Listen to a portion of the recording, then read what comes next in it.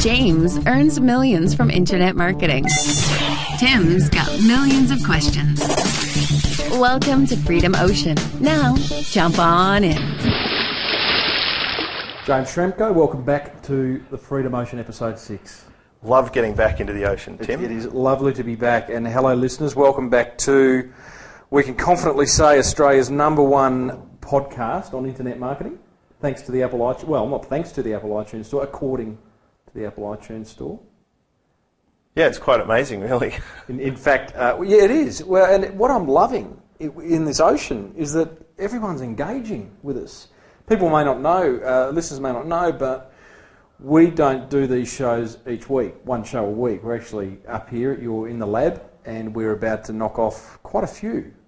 So we don't necessarily have the benefit of, weekly feedback. That said, we've now got 5 shows out there, and we're getting wonderful engagement, really knowing what people are thinking, and wanting, more importantly, wanting to hear from us. Yeah, I think this whole engagement topic should be slated for us to discuss at some point, Tim. And I'd also be really interested to know if our audience would like to know some of the things that we've actually done, like a case study sort of point of view, what things we've been doing with our own internet marketing related business that they could perhaps apply to their own business, because the same things we're doing will work for just about any business. Well, that won't be the topic of today's show, but it will be a topic of a forthcoming show, because as you and I were saying before we hit the record button, we have what's happened since that phone call a few months ago where I rang you and said, James, I think there's a podcast idea here.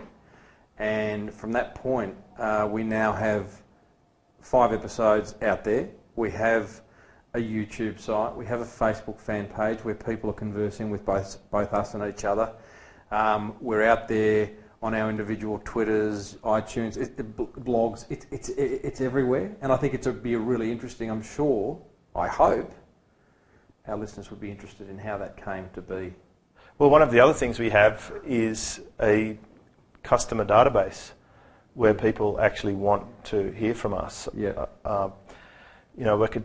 We could talk about some of the interesting points that I guess are quite often overlooked from my experience when I'm talking to businesses. Things such as how many people actually join a newsletter list and how many people then open emails for that newsletter list. These are some of the things that I think are very important in a business that so many businesses could benefit from. If people are interested in that sort of information, I really think we should discuss it at some point. I am astounded at the open rates we're getting on the emails we're sending out. They are fantastic, and the responses we're getting from them. People know, well, they know now because in our last email we said just hit reply and ask us a question. Well, that's rare, isn't it? You mean you can actually contact the person? You don't have to.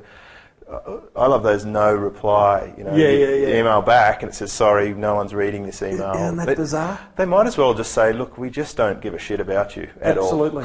No, absolutely. Yeah. And I think internet marketers in particular, although large corporations do this. Oh, they do. But internet marketers in particular often hide behind pseudonyms or something, whereas I think clearly what's worked for us, one thing that's worked for us is that, here we are. You can reply to an email or you can get onto Facebook, and I'm loving the conversations, hearing what people are.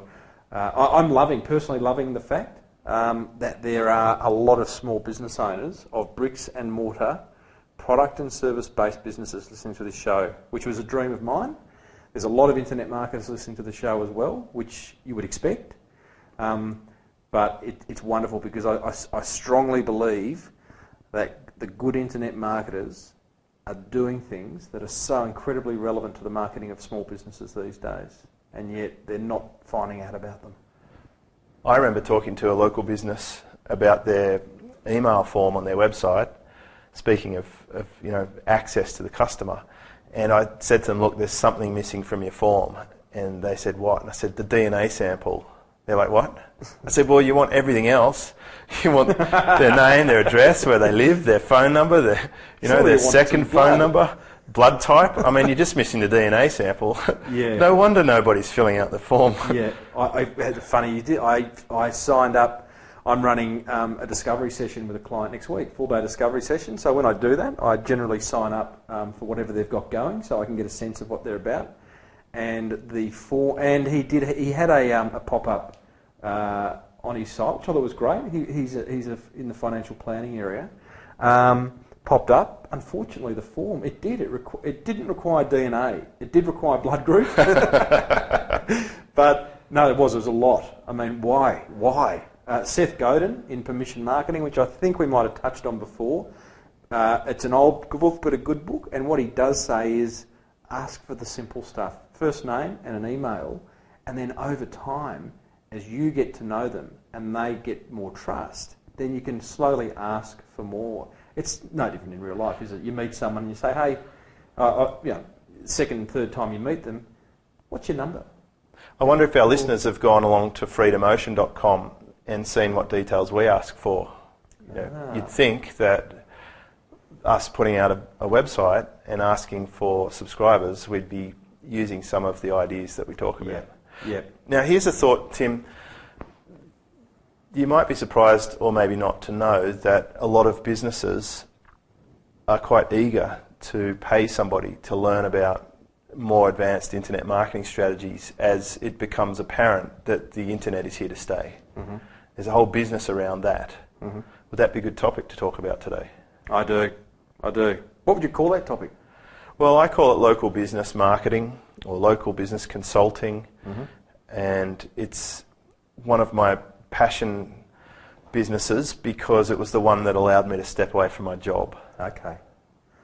Well, I think that will be the topic of today's show. And just for those listeners who are wondering, because we have got a lot of listener questions, James. I'm talking lots, pages and pages, which are fantastic. What we're going to do today, we are going to cover local business marketing or local business consulting.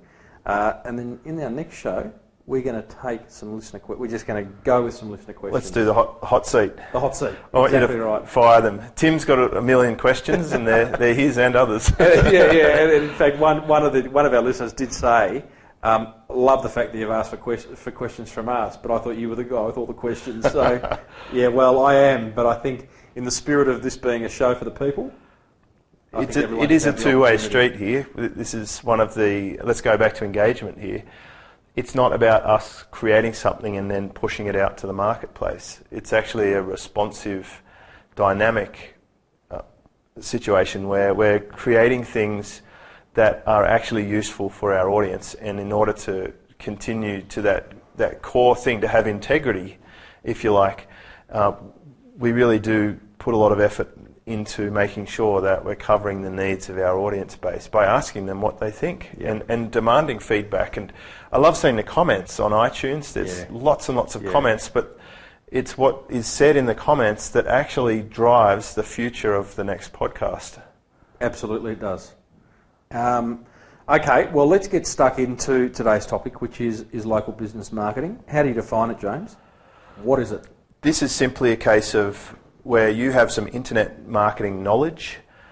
You don't have to be technically competent. You just have to understand that the internet is a marketing channel and that there are suppliers out there who supply services to a competent level. And your deal is to more or less be the middleman, to join up an internet marketing supplier, and we'll go further into what a supplier might actually do, to a customer who has a need, which would typically be a business. Now, the very, very large corporations have in-house staff, and they're very, very difficult to deal with. They're layered in bureaucracy and 5-year contracts with suppliers. They're very difficult to crack. Then there's the mum and dad, the 1 or 2 person business that's just too small, that they're not making enough money to be a useful client for you or for them. It would break them.